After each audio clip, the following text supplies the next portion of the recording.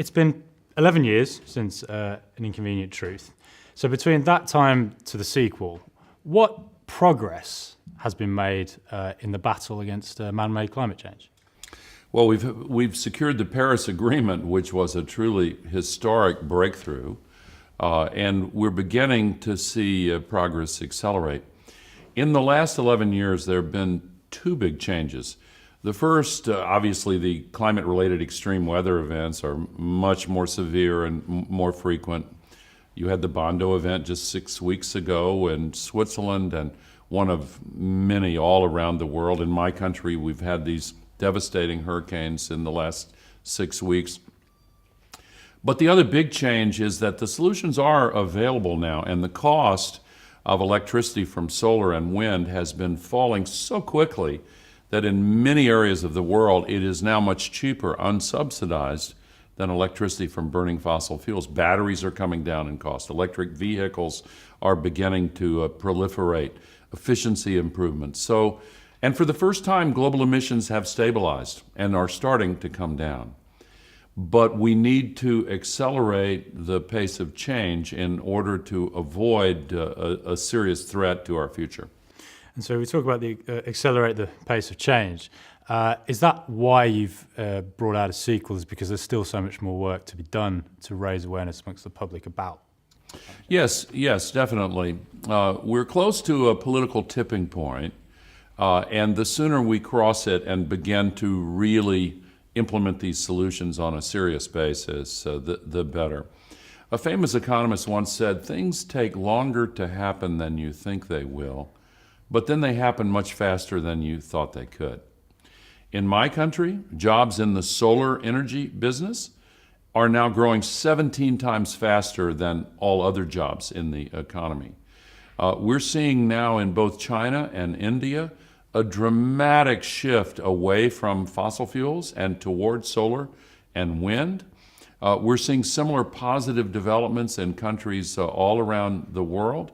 So it's a very exciting time, but we're still putting 110 million tons of global warming pollution into the air every day, using it as an open sewer, and that's still trapping so much extra heat energy. The cumulative amount of man-made global warming pollution now traps as much extra heat energy as would be released by 400,000 Hiroshima-class atomic bombs exploding every day.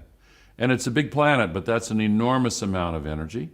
Most of it's going into the oceans, and it's disrupting the water cycle, melting the glaciers in the Alps, melting the ice in Greenland and Antarctica and other mountain ranges around the world, raising sea levels, moving tropical diseases to higher latitudes.